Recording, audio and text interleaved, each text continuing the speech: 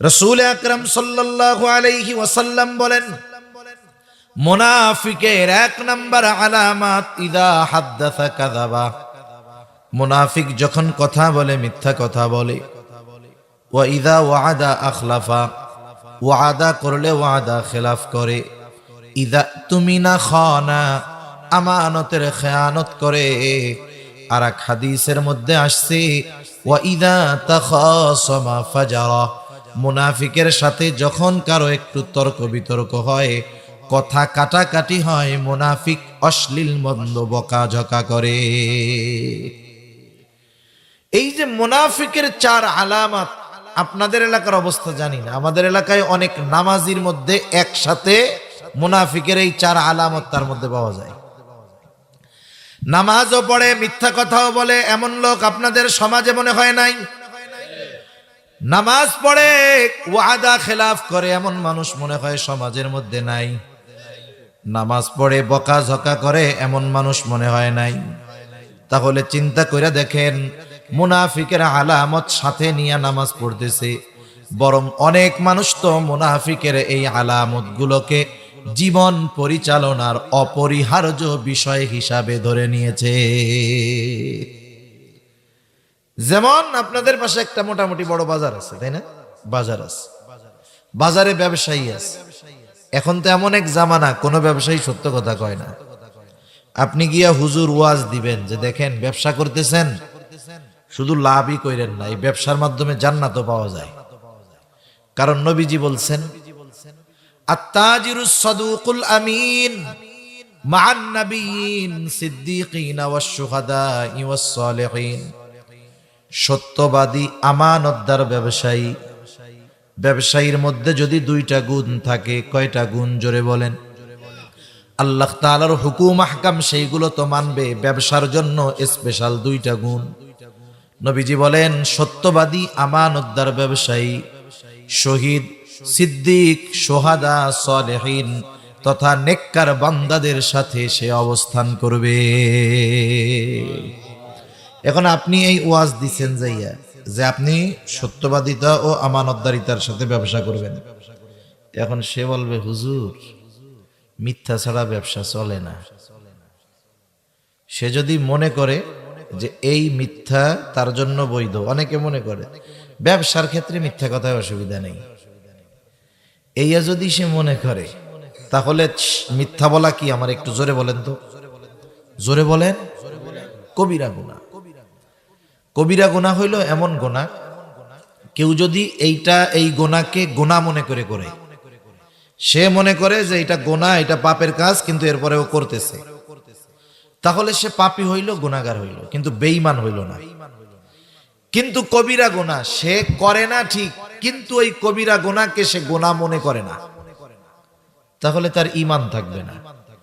একজন কবিরা গুনাহকে গুনাহ মনে করে করার কারণে গুনাহ কইরাও বেঈমান হয় না, আর একজন গুনাহকে গুনাহ না মনে করার কারণে গুনাহ না করেও সে বেঈমান হয়। কথা বুঝেন নাই? এই জন্য এটা হলো ঈমান বিধ্বংসী, এক ঈমান ধ্বংসকারী এক জীবন মুনাফিকের আলামত। এগুলো যদি আমাদের কারো মধ্যে থাকে, তাইলে রাখবো না বাহির করে দেব? আর মিথ্যা কথা এখন এত সহজলভ্য হয়েছে, সত্য বলা কঠিন, মুখ দিয়ে বাইর হয় না। মোবাইল থাকার কারণে তো অনেকে সত্য কথা কইতেও পারে না, কেমন জানি এক রোগ হয়ে গেছে, আছে এক জায়গায়, কয় আর এক জায়গায়। এগুলো হলো ঈমান ধ্বংসের ভাইরাস, জীবাণু। এগুলো যদি আমাদের আচার আচরণ আখলাকের সাথে বিস্তার লাভ করে ফেলে, ঈমান থাকবে না, ধ্বংস করে ফেলবে। এই মুনাফিকের আলামত গুলো, অন্যতম আলামত হলো ইযা তুমিনা খানা, আমানতের খেয়ানত করা। এই জন্য আমানত, মুমিন কখনো খেয়ানতকারী হয় না, আর খেয়ানতকারী কখনো প্রকৃত মুমিন হতে পারে না।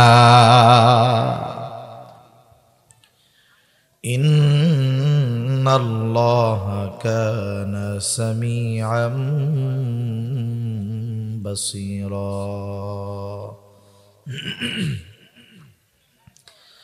وقال رسول الله صلى الله عليه وسلم লা ঈমানা লিমান লা আমানাতা লাহু أو كما قال النبي صلى الله عليه وسلم صدق الله العلي العظيم وصدق رسوله النبي الكريم ونحن على ذلك من الشاهدين والشاكرين والحمد لله رب العالمين سبحانك لا علم لنا إلا ما علمتنا إنك أنت العليم الحكيم اللهم صل على محمد وعلى آل محمد كما صليت على إبراهيم وعلى آل إبراهيم إنك حميد مجيد اللهم بارك على محمد وعلى آل محمد كما باركت على إبراهيم وعلى آل إبراهيم إنك حميد مجيد الحمد لله দয়াময় আল্লাহ রব্বুল আলামিনের দরবারে অগণিত শুকর যে মহান মালিক আমাদের হায়াতে বরকত দিয়ে সুস্থ রেখে শীতকে উপেক্ষা করে কোরআন হাদিসের মহব্বতে কিছু কথা বলবার এবং শ্রবণ করবার সুযোগ যে মহান মালিক আমাদের দান করেছেন, সে মহান মালিককে খুশি করার জন্য মহব্বতের সাথে জবান খুলে অন্তর থেকে আমরা একবার কালিমাতুশ শুকর পাঠ করি, আলহামদুলিল্লাহ। অগণিত দুরুদ ও সালাম সৈয়দুল আম্বিয়া, আশরাফুল আম্বিয়া, খাতামুল আম্বিয়া, ইমামুল মুরসালিন, রহমাতুল লিল আলামিন মুহাম্মাদুর রাসূলুল্লাহ সাল্লাল্লাহু আলাইহি ওয়াসাল্লামের উপর। আসলে কুয়াশা পড়তেছে, ঠান্ডাও বেশ, আমার গায়েও পড়তেছে ফোটে ফোটে পানি, আর মোটামুটি ওই জায়গায় তো পড়ে জায়গা ভিজে গেছে। স্বাভাবিক, এর মধ্যে দীর্ঘ সময় বসে থাকা কঠিন। এই নিচে খড় দেওয়া ছিল, কিছু জিনিস আছে দেখতে সুন্দর না কিন্তু এটার কাম বালা, কিছু জিনিস আছে দেখতে ভালো কিন্তু এটা চোখের সৌন্দর্য, আসল কাম হয় না। আমাদের গ্রাম অঞ্চলের মাহফিলগুলোর মধ্যে আমাদের অঞ্চলে শুধু খড় বিছায়া দেয়, এটারে আপনারা কি বলেন? খেড়। ওই তো খেড় খড় একটা হইলেই হইল, এই শুধু খেড় বিছায়া দেয়। আর এখন তো একটু ডিজিটাল থেকে আমরা স্মার্ট হইতেছি না, এজন্য শুধু খেড় দিলে তো ভালো দেখা যায় না, ভালো লাগে না। উপরে একটু ত্রিপল দিলে সুন্দর দেখা যায়, কিন্তু বসার আরাম কিন্তু হয় না, তাই না? খেড় থাকলে যদি পানি এক ফোঁটা পড়ে, যেই জায়গায় পড়বে ওই জায়গা দিয়ে নিচে চলে যাবে, কিন্তু এই ত্রিপলের উপরে এক ফোঁটা পানি পড়লে আশেপাশে সব ভিজা যায়, ওই পানি বেঁধে যায়, দেখা যায় যে ওই জায়গায় পানি জমা হয়ে যায়। আর ওইটা তো খেড় হইলে তো ওটার পানি জমবে না, নিচের দিকে চলে যাবে। আর ত্রিপল স্বাভাবিক, এটা সহজে গরম হবে না, কিন্তু খেড়ের উপরে একবার আরাম করে বসলে আর নড়তেও মন চায় না তখন। এইটা একটা পদ্ধতি হইতে পারে যে শুধু খেড় দেওয়া, উদ্দেশ্য যেহেতু যারা শুনতে আসবে তারা যেন একটু আরামে শুনতে পারে, বসতে পারে, সেই ব্যবস্থা সেহেতু কর্তৃপক্ষের কাছে অনুরোধ থাকবে আগামীতে একটু খেড় মোটা করে দিয়ে দিবেন, তাইলে যেটা মূল মাকসাদ সেটা অর্জন হবে। আর একটা কাজ অনেক জায়গায় করে, এই যে ডেকোরেশন যারা করছে, কত সুন্দর ডেকোরেশন করছে, ওদের কাছ থেকে এটা ভাড়া আনা হয়েছে। আপনারা অনেকে হয়তো চিনবেন, হোগলার পাটি বলে, হোগলার পাটি চিনেন? ওগুলো কিন্তু একটু মোটা। আমাদের অনেক অঞ্চল আছে ওই সব জায়গায় ওইগুলা মাহফিলে ভাড়া দেয়, এটাও তো ভাড়া দিয়েই আনা লাগছে।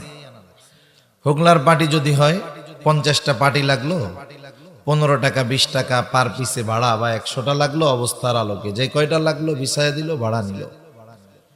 এতে ডেকোরেশন যারা আছে এদেরও এক্সট্রা একটা উপার্জন হইল। দিনই খেদমতের নিয়তে যদি এই ব্যবসা করে তাহলে সোয়াবও পাইল, টাকাও উপার্জন হইল। ঠিক না? তা আল্লাহ সুবহানাহু ওয়া তাআলা এই ঠান্ডার মধ্যে আপনারা বসছেন, যারা আমরা আসছি, আছেন, আসতেছেন, শুনতেছে, আল্লাহ তাআলা সকলকে উত্তম বিনিময় দান করেন। সকলে বলি আমিন। আমি বেশি সময় আপনাদের কষ্ট দিব না। পবিত্র কোরআনুল কারীমের সূরাতুন নিসা থেকে একটা আয়াত আমি আপনাদের খেদমতে তিলাওয়াত করেছি। রাসূল আকরাম সাল্লাল্লাহু আলাইহি ওয়াসাল্লামের অগণিত হাদিস থেকে একটা হাদিস পাঠ করেছি। আল্লাহ তাআলার কাছে তৌফিক চাই, নির্ধারিত বিষয়ের উপরে আল্লাহ তাআলা আমাকে কিছু কথা বলবার সুযোগ দান করেন, যেগুলো আমাদের সকলের দুনিয়া এবং আখিরাতের জন্য কল্যাণকর হয়। সকলে বলি আমিন।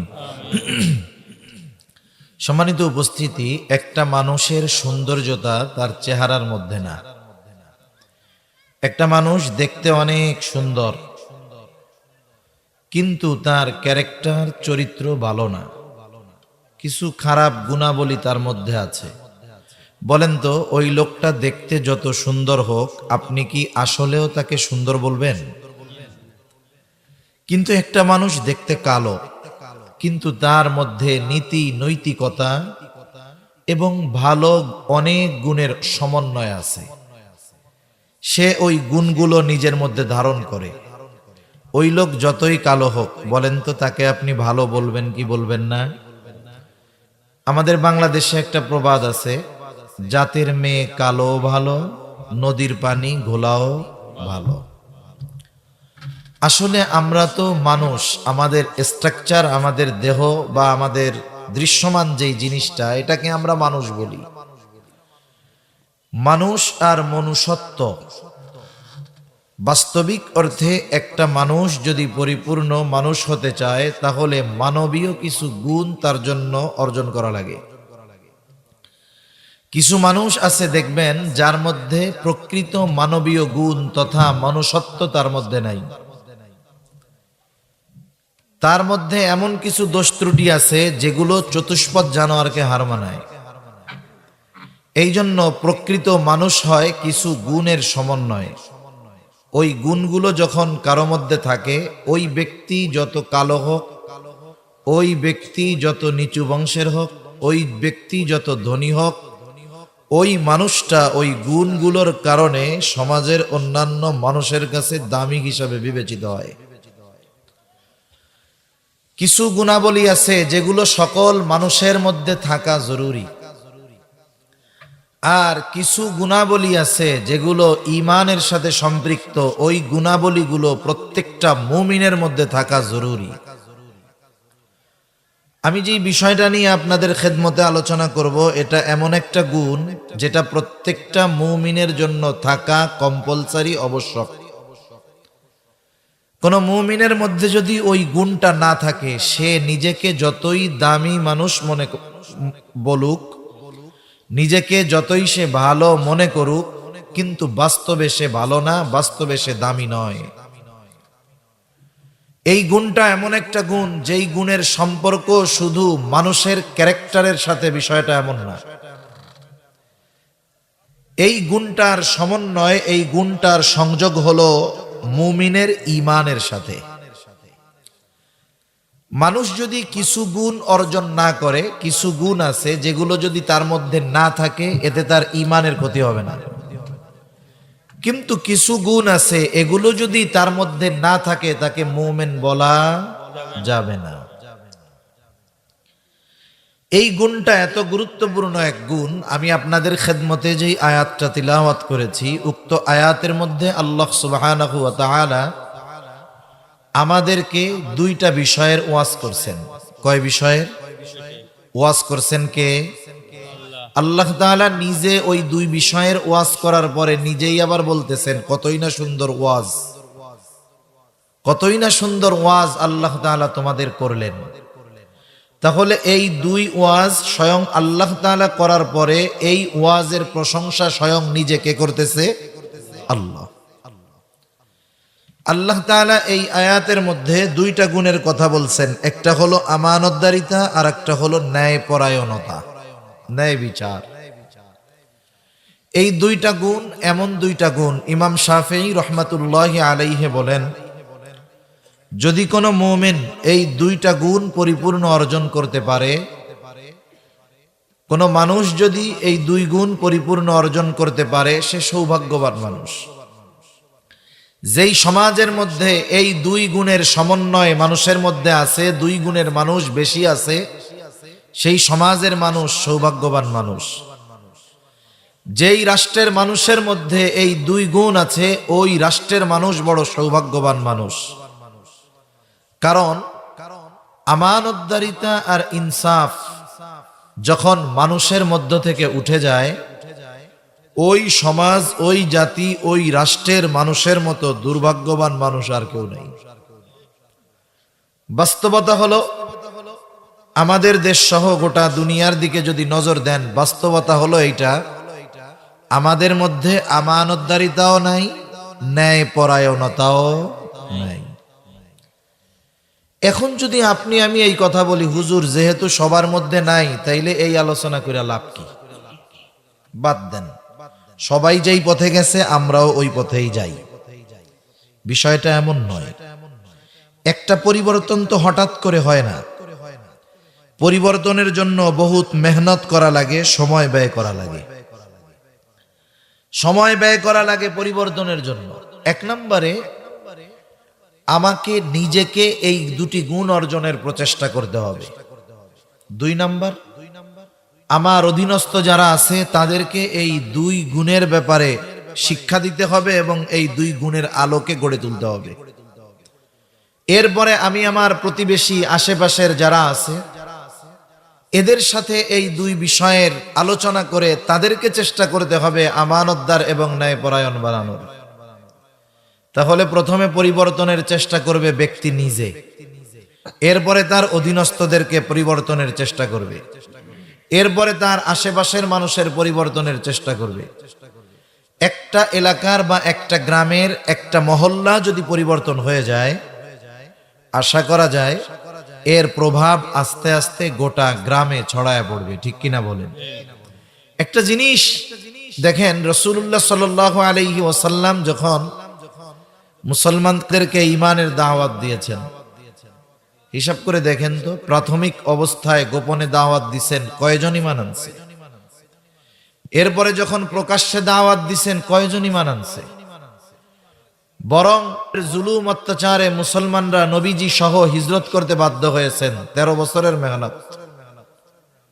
কিন্তু এই মেহনতের উপরে জুড়ে থাকার কারণে সৃষ্টি হয়েছে এবং রক্ত প্রবাহিত হয়েছে। এত পরিমাণ রক্ত নবীজির গা দিয়ে বের হয়েছে যে নবীজি সাল্লাল্লাহু আলাইহি ওয়াসাল্লামের গায়ের পোশাক ভিজে ওই রক্ত পা বেয়ে বেয়ে জুতার মধ্যে ঢুকে, জুতার মধ্যে রক্ত শুকায়া ওই জুতা নবীজির পায়ের সাথে আটকে গেছে। পড়ন্ত বিকালে যখন নবীজি একটু বিশ্রাম নিচ্ছেন, আল্লাহ তাআলা জিবরাইল আলাইহিস সালামকে পাঠিয়ে দিয়েছেন। জিবরাইল আলাইহিস সালাম আসছে, সাথে নতুন একজন ফেরেশতা নিয়ে আসছে, যে ইতিপূর্বে নবীজির কাছে আসে নাই।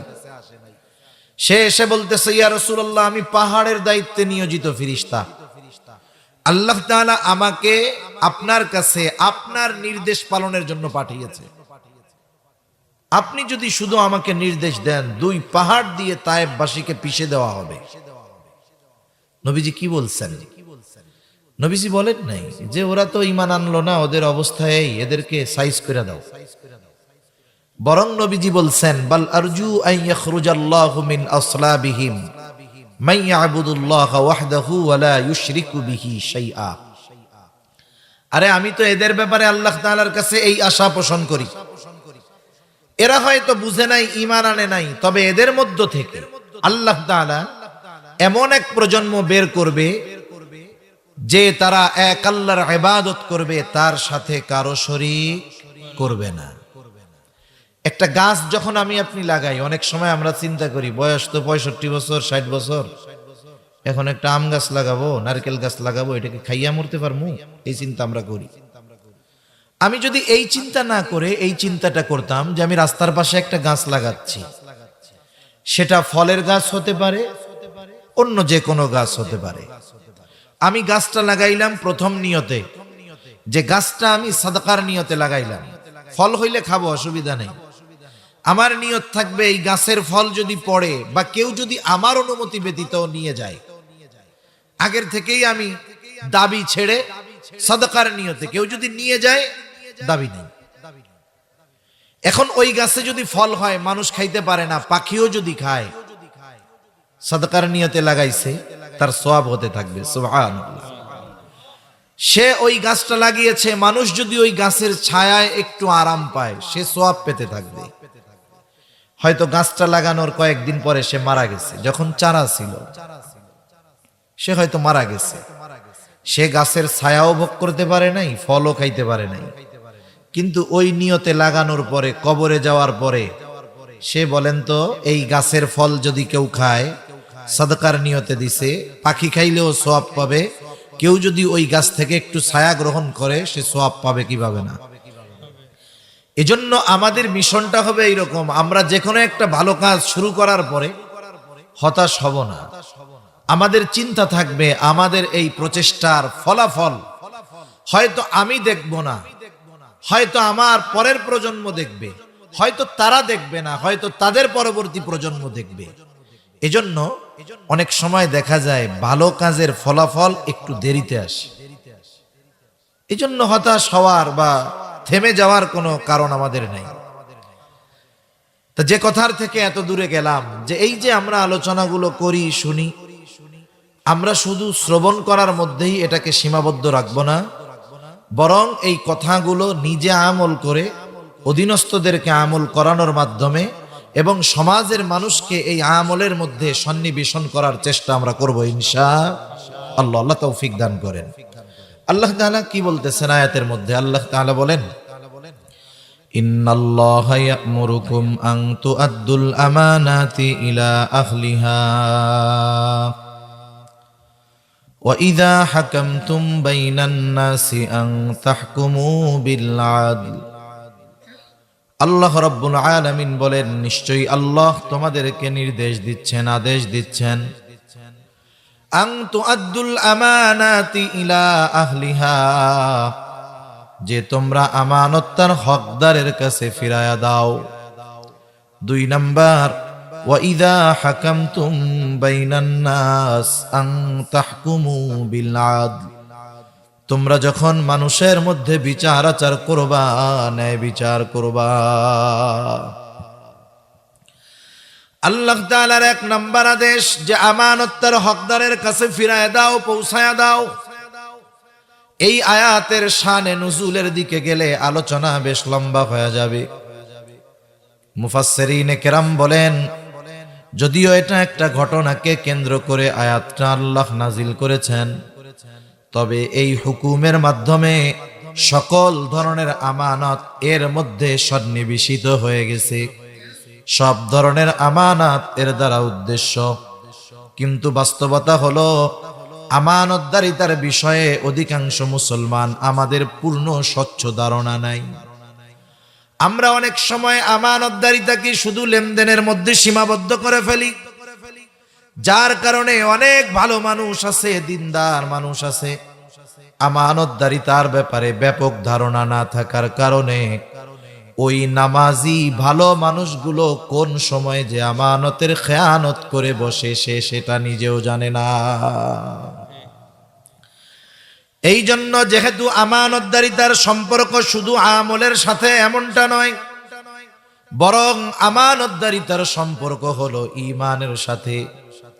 নবীজি সাল্লাল্লাহু আলাইহি ওয়াসাল্লাম বলেন, লা ঈমানা লিমান লা আমানাতা লাহ। নবীজি বলেন, যার মধ্যে আমানতদারিতা নাই তার ঈমান নাই। ঈমান এবং আমানত এই দুইটা একে অপরের সাথে লাগানো আছে।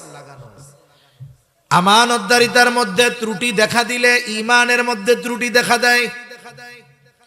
এই জন্য আমানতদারিতা হলো মুমিনের ভূষণ, আর আমানতের খেয়ানত হলো মুনাফিকের অন্যতম আলামত।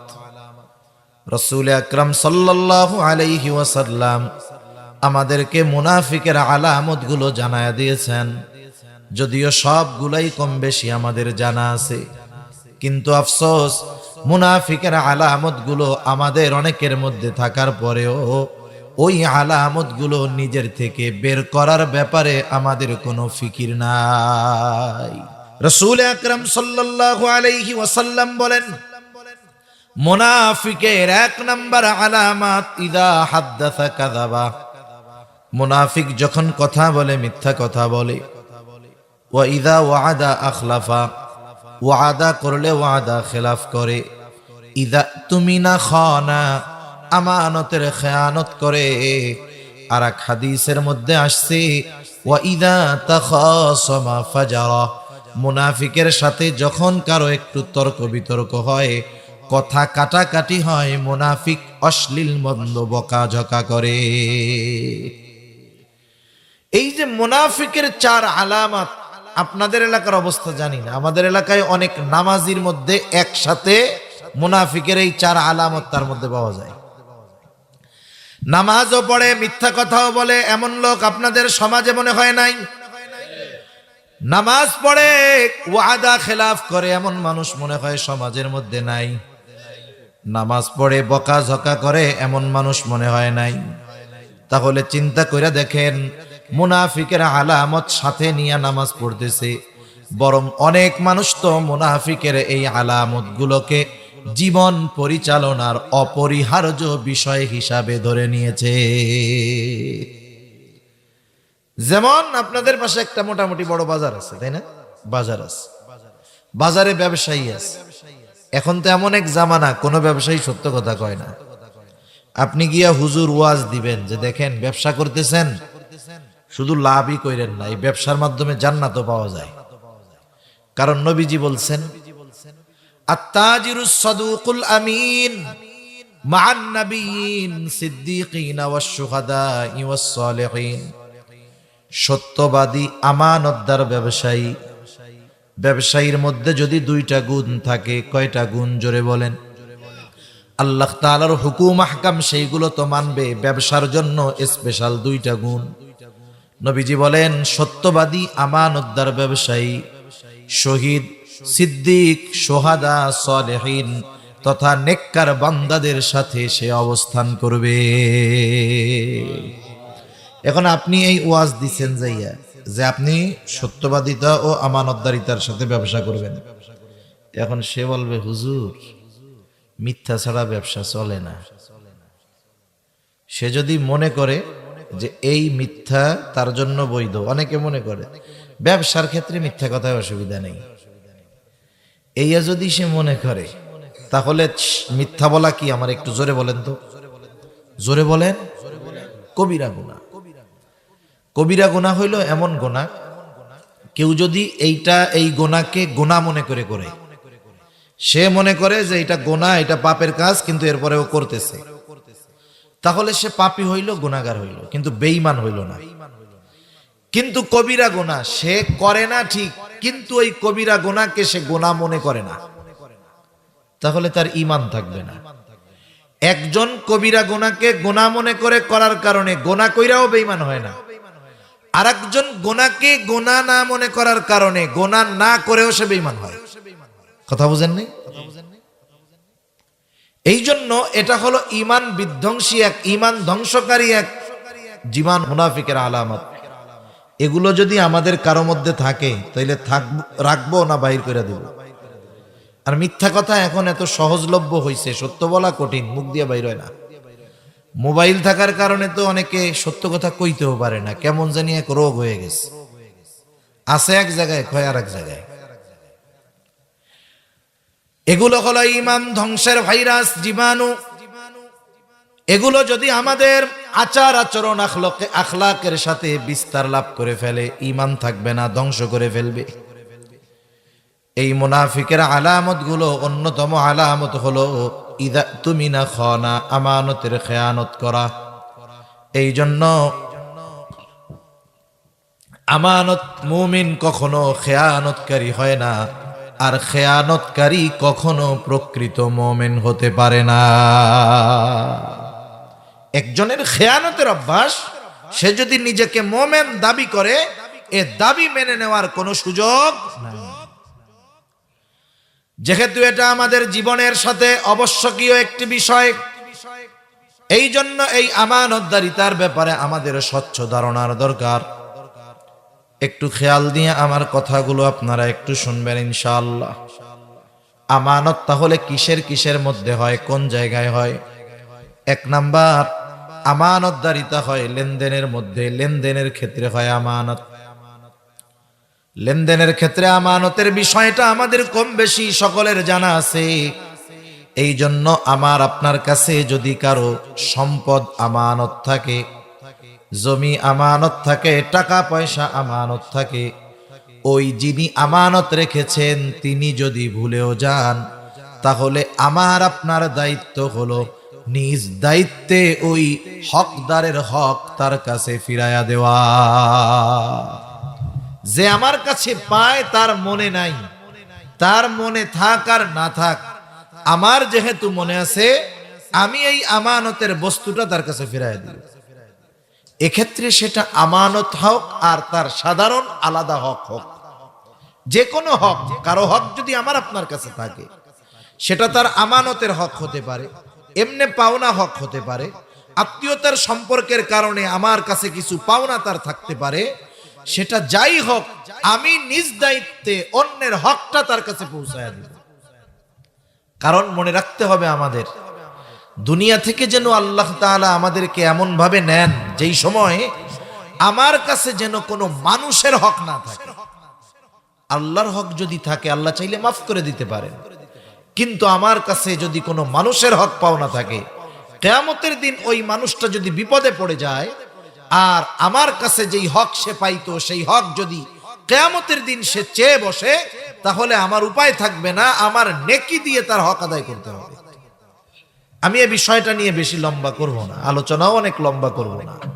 এজন্য অনুরোধ, অনেক আত্মীয় স্বজনের সম্পদ অনেক সময় আমার আপনার মধ্যে থাকে, অনেক সময় প্রতিবেশীর কিছু সম্পদ আমি দখল করে খাই, কিন্তু আমি জানি এটার মালিক সে। আত্মীয় স্বজনেরটা আমি খাই, আমি জানি এটার মালিক সে।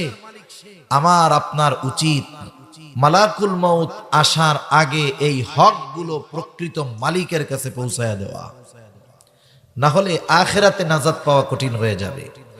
লেনদেনের ক্ষেত্রে সর্বোচ্চ স্বচ্ছতা আমরা অর্জন করব ইনশাআল্লাহ। বলেন, জোরে বলেন ইনশাআল্লাহ। আমার কাছে যে যা পায় আমি দিয়ে দিব, প্রয়োজনে আত্মীয় স্বজনের সম্পদ আছে একটু বেশি দিয়ে দিব, অসুবিধা নাই। আমি যদি দুনিয়ায় একটু মানুষকে ছাড় দেই, আল্লাহ তাআলা হয়তো আখিরাতে আরো বড় ছাড় দিয়ে আমাকে মাফ করে দিবে। তাহলে এক নাম্বার আমানত হয় লেনদেনের মধ্যে, দুই নাম্বার কথাও হয় আমানত। রাসূল আকরাম সাল্লাল্লাহু আলাইহি ওয়াসাল্লাম বলেন, ইযা হাদ্দাসার রাজুলু সুম্মা ইলতাফাতা ফাহিয়া আমানাতুন। নবীজি বলেন, যখন কেউ কোনো কথা বলে আর এদিকে সেদিকে তাকায়, ফাহিয়া আমানাতুন, ওই কথাটাও আমানত হয়ে যায়। অথচ আমাদের খাসলাত, আমাদের অভ্যাস হলো এর ব্যতিক্রম। কেউ যদি কোনো কথা আমার আপনার কাছে বলার পরে বলে, হুজুর আপনার কাছে বললাম, আপনি আর কারো কাছে বলিয়েন না। এই যে আমাকে অন্য কারো কাছে বলতে মানা করছে, এইবার আমি যতক্ষণ এই কথা আরেকজনের কাছে না বলি ততক্ষণ আমার আর ভালো লাগে না। সে আমার চোখের আড়াল হওয়ার আগে আমি আরেকজনকে ডাক দিয়া বলি, শোনো, ওই লোক আমার কাছে এই এই কথাগুলো বলছে, আমি তোমাকে বললাম, তুমি কিন্তু কাউরে কইও না। দোস্ত আর এক দোস্তরে বলে, দোস্ত শুধু তোকে বললাম, তুই কিন্তু কাউকে বলিস না। এখন ওই লোক কি করে, চিন্তা করে যে হুজুররেও তো কারো কাছে বলতে মানা করছিল, হুজুর যেহেতু একজনের কাছে কইছে, আমারও মনে হয় একজনের কাছে কওয়া জায়েজ আছে। এইবারও আর একজনের কাছে বলবে, দেখ হুজুর কি মিথ্যা কথা কইতে পারে না, হুজুর অমুকের ব্যাপারে আমাকে এই কথা বলছে, আমি তোমাকে বললাম, তুমি কিন্তু কাউরে বইলো না। ও চিন্তা করবে, ওরে তো বলছিল কারো কাছে না বলতে, একজনের কাছে কইছে, আমারও মনে হয় একজনের কাছে বলা জায়েজ আছে। এইবার ও আরেকজনরে বলে, আমি তোমারে বললাম, তুমি কারো কাছে বইলো না। এইভাবে সকালের কথা দুপুর হইতে হইতে 100 জনের কাছে পৌঁছায় গেছে। যে যাকে বলে শুধু বলে, আমি তোমারে বললাম, তুমি কাউরে বইলো না। বলেন তো, যেই কথা কারো কাছে বলা মানা ছিল, সেই কথা যখন 100 জনের কাছে পৌঁছায় গেল, এখন কি খেয়ানত একটা আছে নাকি 100টা হয়ে গেছে? অথচ আমি বলছিলাম একজনের কাছে কথা পৌঁছায় গেছে 100 জনের কাছে। 100 জনের কাছে পৌঁছানোর জন্য দায়ী হলাম আমি।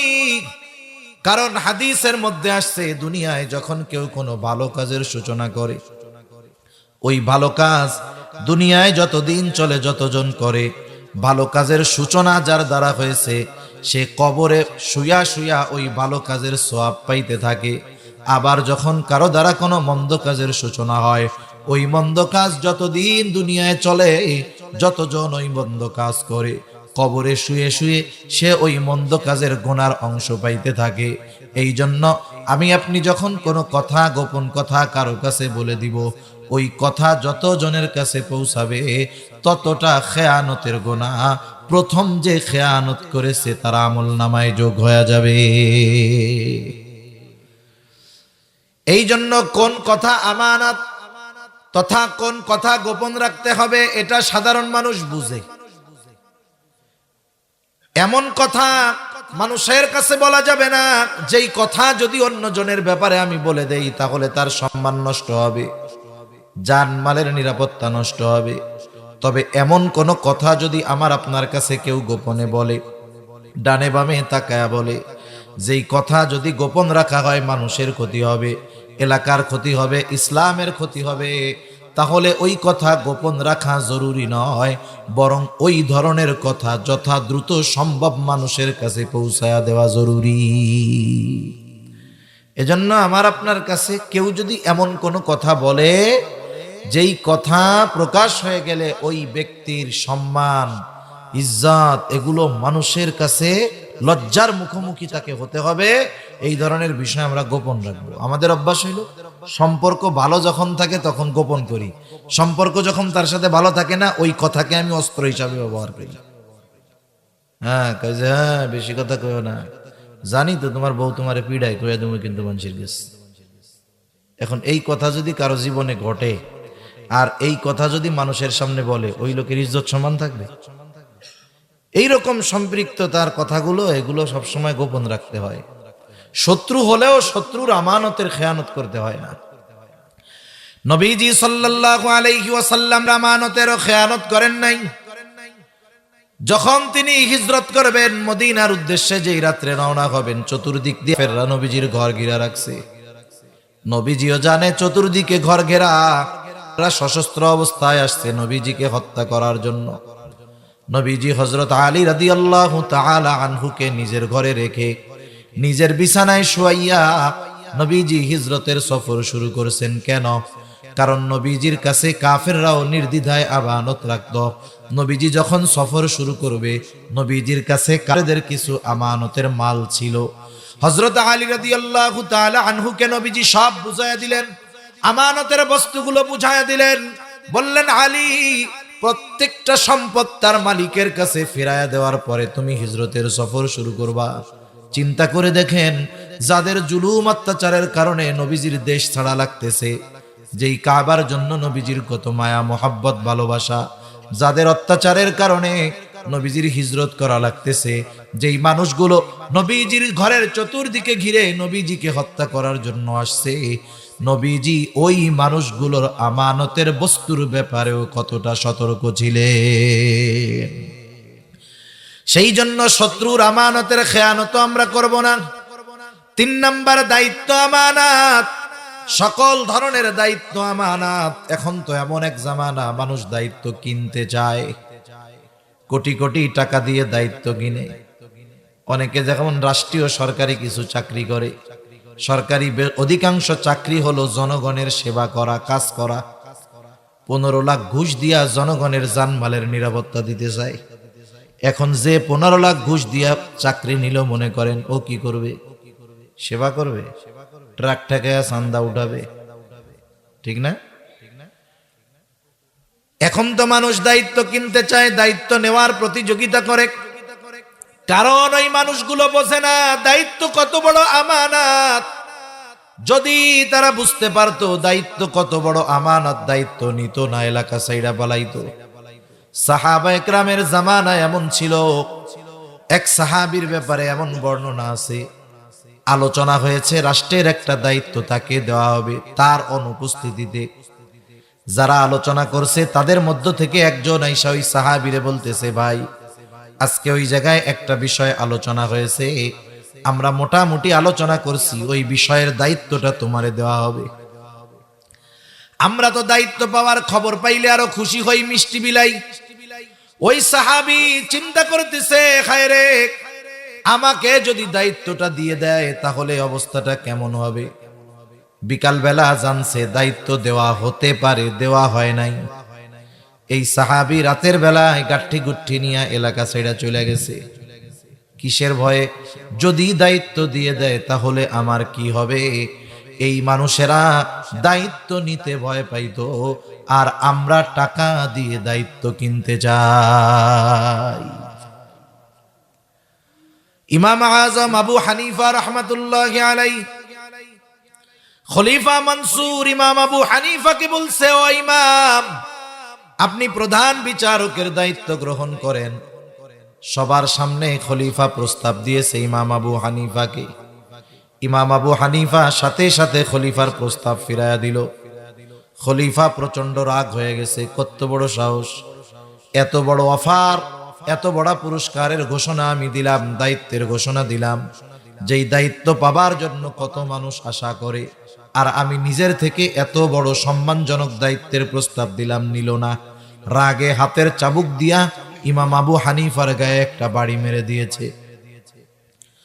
খলিফা মনসুর যখন রাজপ্রাসাদে ফিরে গেছে, খলিফা মনসুরের চাচা বলে, ও মনসুর, কাজটা তুমি ভালো করো নাই।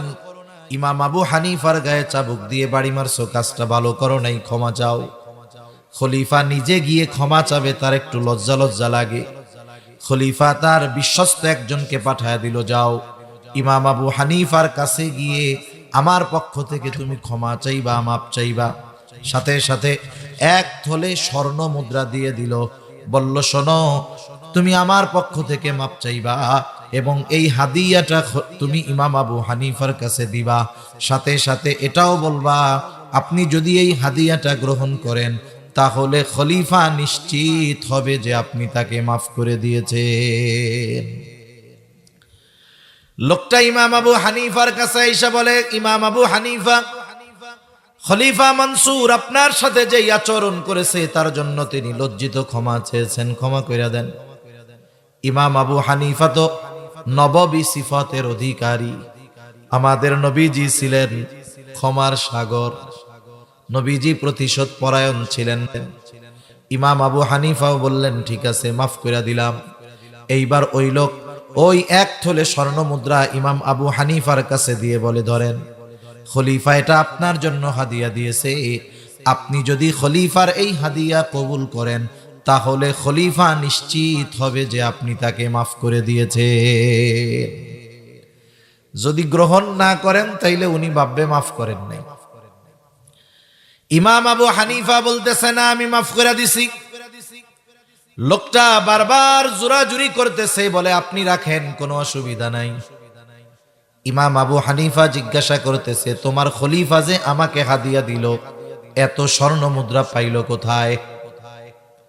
মনে রাখবেন, একটা দেশ পরিচালনার দায়িত্ব পাইলেই সে ধনী কিন্তু হয়ে যায় না। আপনারা তো সিলেটের মানুষ, কথা ইংরে আপনাদের আত্মীয় স্বজন বেশি। সিলেটের মধ্যে মনে হয় বিশ্বনাথের লোকজনই একটু বেশি, বা এই এলাকার বেশি, তাই না? এইদিকের লোক বেশি। এই সময় বর্তমান প্রধানমন্ত্রীর আগে যিনি প্রধানমন্ত্রী ছিলেন, ওনার নাম কি ছিল? কি একজন ছিল না, একজন জেমস ক্যামেরন। এই লোক খবরের পাতায় দেখলাম, উনি বলতেছে যে আমি প্রধানমন্ত্রিত্ব ছেড়ে দিব। কেন? যা বেতন পাইয়ে দিয়ে আমার সংসার চলে না। আপনারা কি এই খবর পাইছিলেন? উনি দিছে, উনি বলছে কি যে আমি প্রধানমন্ত্রিত্ব ছেড়ে দিব। কেন? বলে, আমি যা অনারিয়াম পাই, সম্মানই পাই, বা আমাকে যে বেতন দেওয়া হয়, এটা দিয়ে আমার সংসার চলে না, আমি আমার বিজনেসে মনোনিবেশ করতে চাই।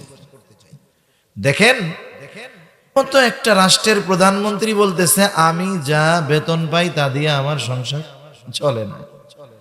আর আমাদের এই দেশ অধিকাংশ গরিব মানুষ, কোনো মতে যদি এই দেশে একজন মেম্বার হইতে পারে আর 5 বছর যদি থাকতে পারে, মেম্বার হওয়ার আগে বাড়ি ছিল গাছতলায়, 5 বছর মেম্বার হইয়া 5 তলা বাড়ি হয়ে যায়।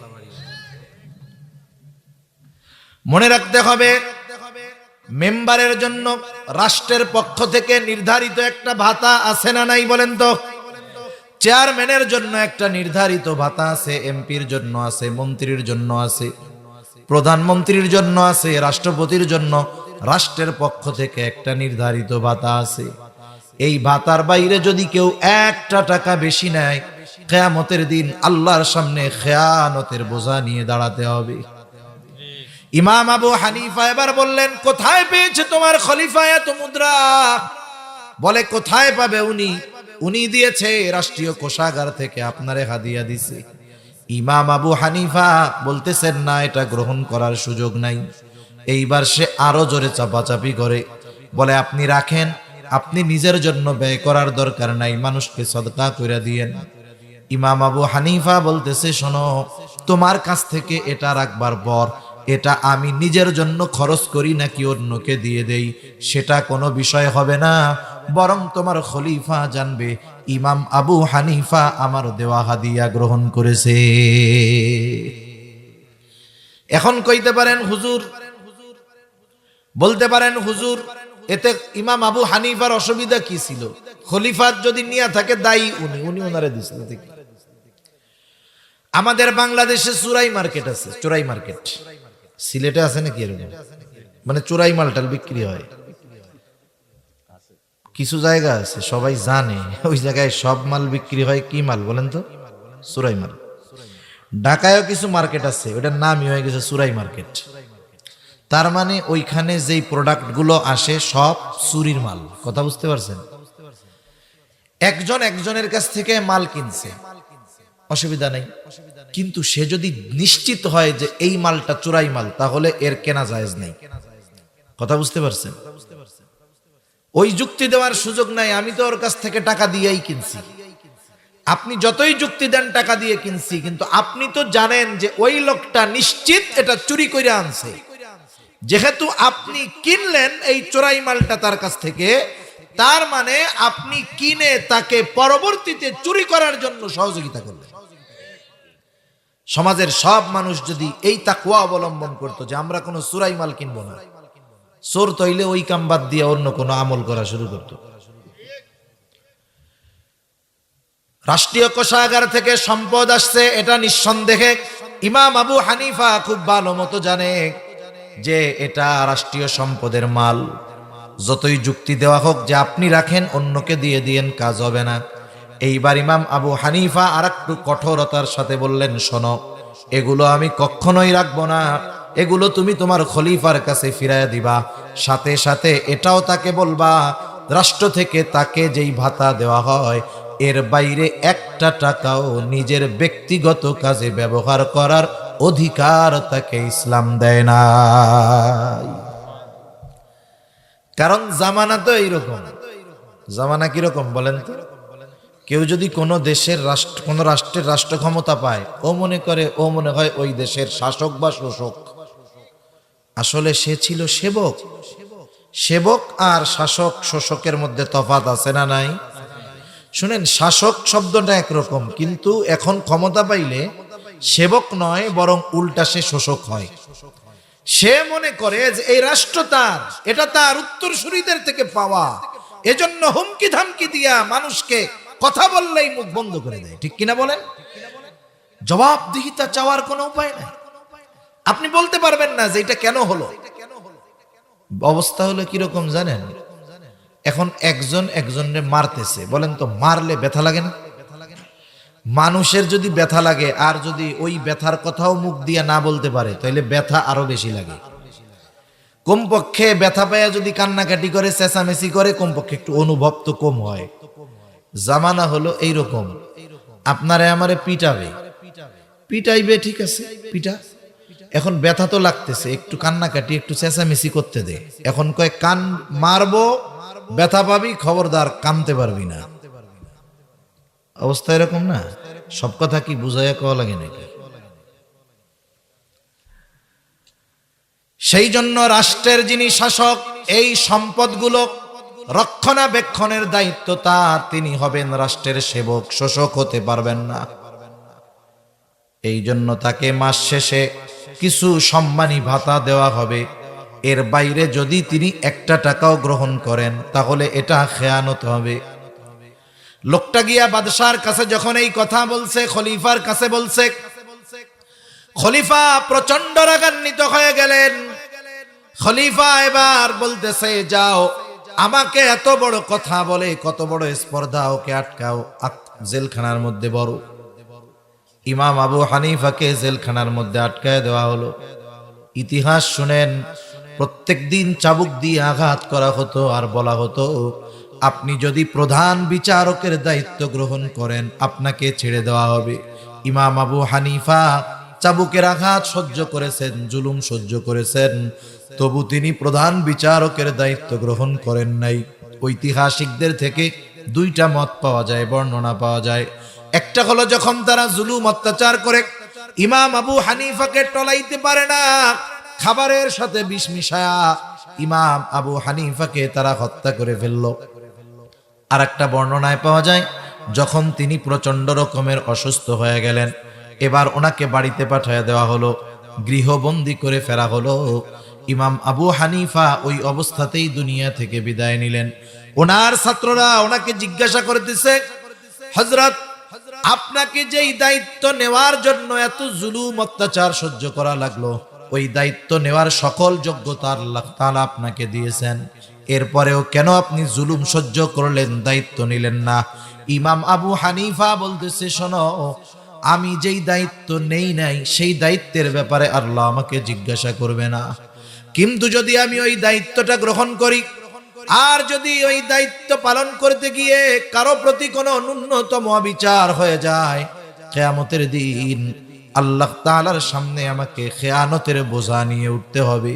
কারণ আবু দাউদের হাদিস, নবীজি সাল্লাল্লাহু আলাইহি ওয়াসাল্লাম বলেন, আমাদের কাউকে যখন কোনো দায়িত্ব দেওয়া হয়, কেউ যদি ওই দায়িত্বের সূচ পরিমাণ খেয়ানত করে, কি পরিমাণ, জোরে বলেন, সূচ পরিমাণ, নবীজি বলেন ওই লোকটা কিয়ামতের দিন খেয়ানতের বোঝা নিয়ে আল্লাহর সামনে হাজির হবে। দায়িত্ব যত বড় হয় খেয়ানত তত বড় হয়। দায়িত্ব যত বড় হয় খেয়ানত তত কি হয়, বড় হয়। এজন্য আমাকে আপনাকে যেই দায়িত্ব দেওয়া হবে, অথবা আমি আপনি যেই দায়িত্ব নিব, ওই দায়িত্বটা যদি যথাযথভাবে পালন না করি, তথা আমার চেষ্টার সর্বোচ্চটা আমি করার চেষ্টা না করি, তাহলে কিয়ামতের দিন আল্লাহর সামনে আমাকে আপনাকে খেয়ানতের বোঝা নিয়ে দাঁড়াতে হবে। চাকরিজীবী চাকরির দায়িত্ব নিছে, আমানত। স্কুলের শিক্ষক শিক্ষকতার দায়িত্ব নিয়েছে, ছাত্রদের যথাযথ পর্যবেক্ষণ করা, এটা তার দায়িত্ব।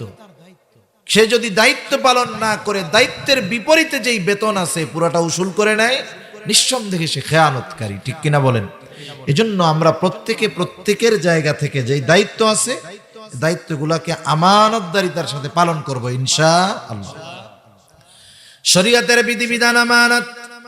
আল্লাহ তাআলা বলেন, ইন্না আরাদনাল আমানাতা আলাস সামাওয়াতি ওয়াল আরদি ওয়াল জিবাল ফাআবাইনা আন ইয়াহমিলনাহা ওয়া আশফাকনা মিনহা ওয়া হামালাহাল ইনসান। আল্লাহ তাআলা বলেন, আমি এই আমানত আসমানের কাছে, জমিনের কাছে, পর্বতমালার কাছে পেশ করলাম। তারা প্রচন্ড ভীত সন্ত্রস্ত হয়ে গেল। ওয়া হামালাহাল ইনসান, মানুষ সেই আমানত বহন করলো। কি সেই আমানত? মুফাসসিরিনে কেরাম বলেন সেই আমানত হলো কোরআন, কেউ কেউ বলেন সেই আমানত হলো শরীয়তের সকল বিধিবিধান। একই কথা, কোরআন শরীয়তের বিধিবিধান এটা একই কথা। কারণ আমরা মুমিন, আমরা মুসলমান, আমাদের মূল সংবিধান হলো আল কোরআন, ঠিক কিনা বলেন? আল্লাহ তাআলার যত বিধিবিধান, আদেশ নিষেধ আছে সবগুলো মেনে নেওয়া আমানত। আদেশটাও আমানত, নিষেধটাও আমানত। মনে করেন নামাজ পড়তে হবে, আদেশ দিয়েছেন কে? জবান খুলে বলেন।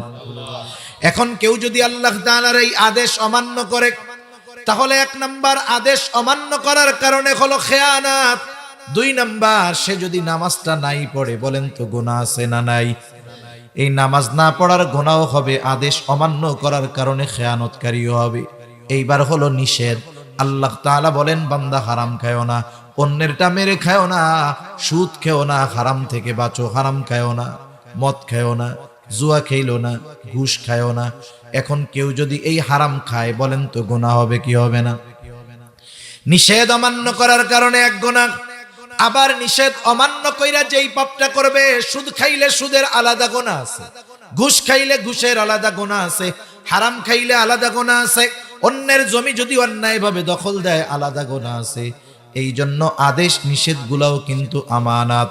5 নাম্বার, আমার আপনার সন্তান সন্ততি আমানত। আল্লাহ তাআলা জানায় দেন এই সন্তান সন্ততি আমার আপনার কাছে আমানত। এই জন্য এদের হক আদায় করতে হবে। কেমনে?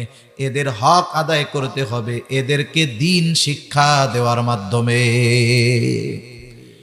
এজন্য আল্লাহ তাআলা কোরআনুল কারীমের মধ্যে বলেন, ইয়া আইয়ুহাল্লাযীনা আমানু কু আনফুসাকুম ওয়া আহলিকুম নারা। আল্লাহ তাআলা বলেন, হে ঈমানদারেরা, নিজেকে জাহান্নামের আগুন থেকে বাঁচাও, অধীনস্থদেরকেও বাঁচাও। নিজেকে কেমনে বাঁচাইবা? ঈমান আনছো, আল্লাহর আদেশ নিষেধ মান্য করার মাধ্যমে নিজেরে বাঁচাও। অধীনস্থ আছে, এদের ব্যাপারে কি করবা? বলে এদেরকে জাহান্নাম থেকে বাঁচানোর পদ্ধতি শেখানোর মাধ্যমে তুমি এদের হক আদায় করে জাহান্নাম থেকে বাঁচানোর চেষ্টা করো। এই জন্য অধীনস্থ যারা আছে, সন্তান সন্ততি যারা আছে, এরা আমাদের কাছে আমানত হওয়ার কারণেই কিয়ামতের দিন আল্লাহ তাআলা আমাকে আপনাকে, আমার আপনার অধীনস্থদের ব্যাপারে জিজ্ঞাসা করবে। নবীজি সাল্লাল্লাহু আলাইহি ওয়াসাল্লাম বলেন, কুল্লুকুম রাঈন ওয়া কুল্লুকুম মাসউলুন আন রাইয়াতিহি। নবীজি বলেন, তোমরা প্রত্যেকেই দায়িত্বশীল, প্রত্যেককে তার দায়িত্বের ব্যাপারে জিজ্ঞাসা করা হবে। এই জন্য সন্তান সন্ততি যারা আছে, দুনিয়া কামানো শেখানোর আগে এদেরকে জরুরতে দ্বীন শিক্ষা দেওয়া প্রত্যেকটা অভিভাবকের উপরে জরুরি। এবং ওই দ্বীন শিক্ষা পাওয়াটা প্রত্যেকটা সন্তানের তার অভিভাবকের কাছে হক। যদি এই হকটা আদায় না করে, খেয়ানতকারী হবে। আমার আপনার জানমাল আমার আপনার কাছে আমানত। আল্লাহ তাআলা বলেন, ইন্নাল্লাহা আশতারা মিনাল মুমিনিনা আনফুসাহুম ওয়া আমওয়ালাহুম বিআন্না লাহুমুল জান্নাহ। আল্লাহ তাআলা বলেন, মুমিনের জান এবং মালকে তিনি জান্নাতের বিনিময়ে ক্রয় করে নিয়েছেন। মূলত জান্নাতের মালিক হইলাম আমরা, আর আমাদের জানমালের মালিককে একটু জোরে বলেন। এই জন্য জানমাল আমার আপনার কাছে আমানত। আমানতের জিনিসের মাসালা হইল ব্যবহার করার অনুমতি নাই। কিন্তু আল্লাহ তাআলা বড় মেহেরবান, বড় দয়ালু। আমানতের এই জানমাল আমাদের ব্যবহার করার অনুমতি দিয়ে দিছে, তবে একটা সীমানা দিয়ে দিছে যে বান্দা এই সীমানার মধ্যে জানমাল ব্যয় করো, কোনো অসুবিধা নাই। তোমার নিজের ভালো খাইতে মন চায় ভালো খাও, ভালো পড়তে মন চাও পড়ো, কোনো অসুবিধা নাই। পরিবার পরিজনের জন্য ব্যয় করো। এক হাদিসের মধ্যে আসছে, পরিবারের জন্য যেটা ব্যয় করা হয় এটাও সদকা। তোমার প্রতিবেশী অভাবী দরিদ্র, তাকে তুমি খাওয়াও দাও, কোনো অসুবিধা নাই। দ্বীনি কাজে ব্যয় করো, অসুবিধা নাই। মাদ্রাসায় দাও, মসজিদে দাও, মাহফিলে দাও, কোনো অসুবিধা নাই। কিন্তু খবরদার, এই টাকা দিয়ে এমন কোনো কাজে অংশগ্রহণ করবা না, এমন কোনো কাজ এই টাকা দিয়ে করবা না যেটা করলে গুনাহ হয়। এই জন্য গুনার কাজে টাকা পয়সা ব্যয় করা যাবে, মাঝে মধ্যে ওই টাকা দিয়ে বিড়ি সিগারেট কিনে খাওয়া যাবে, কিন্তু যাবে বিড়ি সিগারেট খাওয়া যাইব? বিড়ি সিগারেট খাইলে 2 খেয়ানত একসাথে হয়। বিড়ি সিগারেট খেলে উপকার হয় না? আরে উপকার নাই, ক্ষতি আছে। কিসের ক্ষতি হয়? শুধু মালের ক্ষতি না জানেরও ক্ষতি? জান মাল দুইটাই আমানত। সিগারেট খাইলে মালেরও ক্ষতি হয়, জানেরও ক্ষতি হয়। সেই জন্য কেউ যদি এই জানমালের ক্ষতি করে, দুনিয়ায় যা হইলে হইল, কিন্তু আখিরাতে তো আল্লাহর কাছে তাকে জবাব দিয়ে তার কাঠগড়ায় দাঁড়াতে হবে। এজন্য এই ধরনের কোন কাজে আমরা অর্থ ব্যয় করব না। গুনার কাজে আমার শ্রমকেও কখনো দিব না। মনে করেন একজন গানের আয়োজন করবে কিন্তু তার টাকা পয়সা নাই, যুবকরা মনে করেন কথার কথা গানের আয়োজন করবে, ওই লোক যায় বলতেছে দেখ আমার তো টাকা পয়সা দিয়ে সাহায্য করতে পারলাম না, আয় তোদের সাথে 3টা পোস্টার লাগায় দেই, গানের পোস্টার। কি হইব কোন? এই যে শ্রম ব্যয় করছে কিসের কাজে? গুনার কাজে। কি করলো তাইলে? খেয়ানত করলো। কিন্তু যদি এই জান আমি দ্বীনের জন্য উৎসর্গ করে দেই, গুনাহ আছে? দ্বীনের জন্য যদি জীবন কোরবান হয়ে যায় কোনো অসুবিধা নাই। এই জন্য আল্লাহ তাআলা জানমাল আমার আপনার কাছে আমানত রাখছেন, তবে শর্ত সাপেক্ষে ব্যবহারের অনুমতি দিয়েছেন। অঙ্গ প্রত্যঙ্গগুলো আমানত। আল্লাহ তাআলা কোরআনুল কারীমের মধ্যে বলেন ইয়ালামু খাইনাতাল আয়ুন ওয়া মা তুখফিস সুদূর।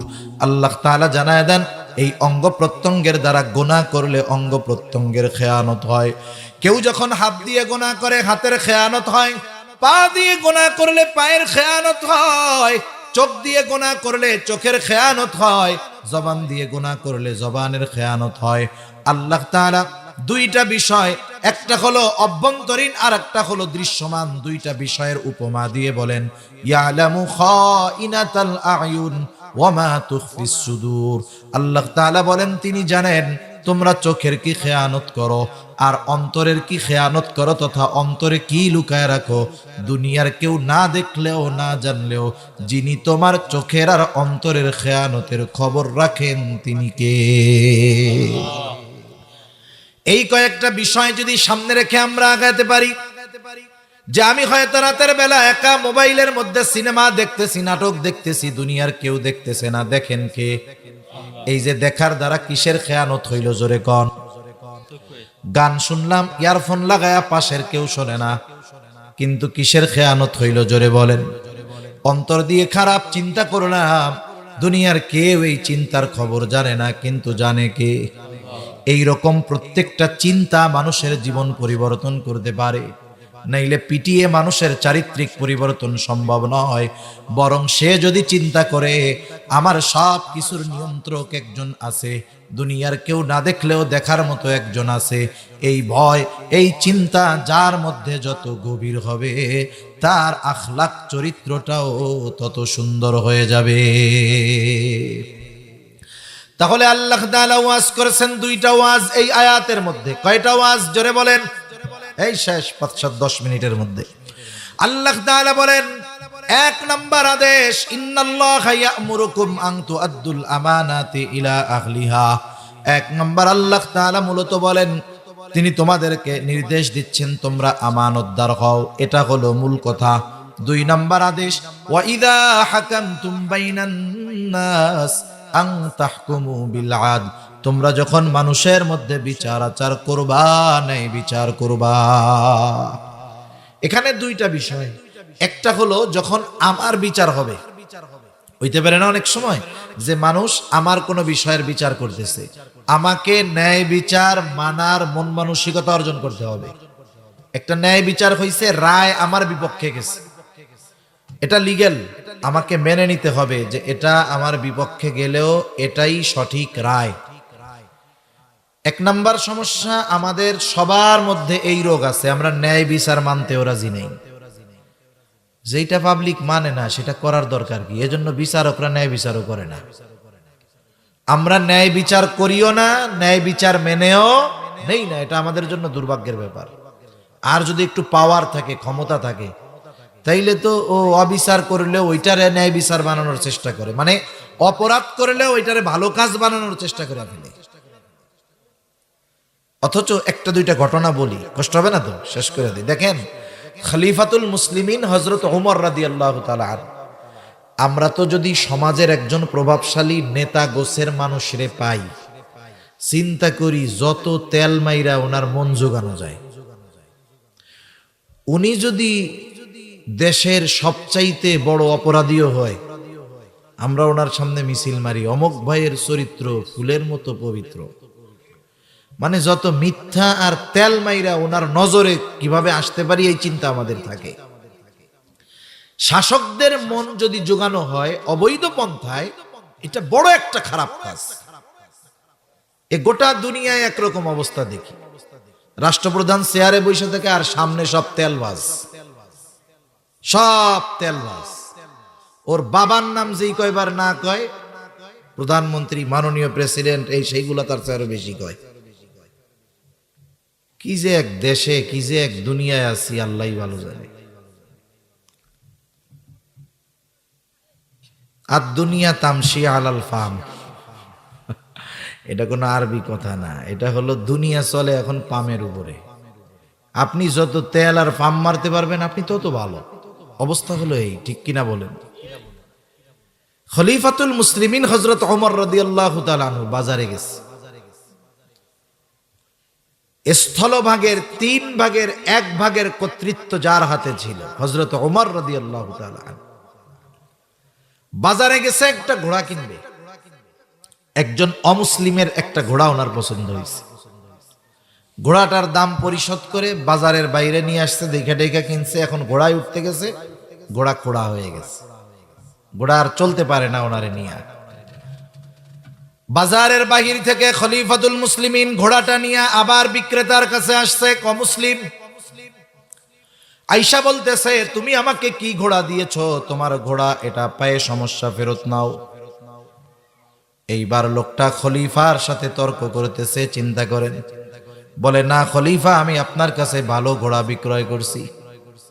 খলিফা বলে, না, তোমার ঘোড়া মন্দ। দুইজনের মধ্যে কথা চলতেছে।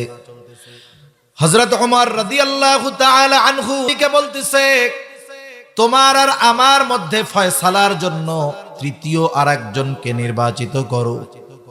নিজের ধর্মের কাউকে ডাকে নাই, মুসলমান একজনকে ডাকছে, তার নাম হলো সুরাই। বলতেছে, খলিফা, আমার আর আপনার মধ্যে সুরাই ফয়সালা দিবে। সে যা ফয়সালা দিবে আমরা সেটা মাইনা নিব। চিন্তা করেন, সে নিজের ধর্মের কাউকে ডাকে নাই, বরং একজন মুসলমানকে ডাকছে। কারণ তার অন্তরের মধ্যে এই বিশ্বাস ছিল, আমি যদি আর কি ও খলিফারে তেল মারতে গিয়া রায়টা আমার বিপক্ষে দিয়া দিবে। কিন্তু মুসলমান ন্যায় বিচারক। আমি যদি একজন মুসলমানকে আমাদের উভয়ের মাঝে ফয়সালাকারী বানাই, খলিফাকে তেল মারতে যাবে না, কারণ মুসলমান ন্যায়পরায়ণ, সঠিকটাই সে সমাধান দিবে। হায়রে, এমন এক জামানা ছিল অমুসলিমেরাও আমাদের ব্যাপারে সর্বোচ্চ আস্থাভাজন, আস্থাশীল ছিল। এইবার সুরাই দুইজনের কথাই সুন্দরভাবে শুনলেন। এবার তিনি বলেন, খলিফা, আপনি কি চান? হযরত ওমর রাদিয়াল্লাহু তাআলা আনহু বলে, আমি চাই সে এই ঘোড়াটা ফেরত নিবে। এইবার সুরাই বলতেছে, খলিফাতুল মুসলিমিন, এই ঘোড়া ফেরত নিতে সে বাধ্য, তবে শর্ত হলো আপনি যখন ঘোড়াটা কিনছেন তখন কেমন ছিল? বলে, হ্যাঁ, তখন তো ভালো ছিল। আমি যখন বাজারের বাহিরে নিয়ে ঘোড়ায় উঠতে গেছি তখনই সমস্যাটা দেখা দিছে।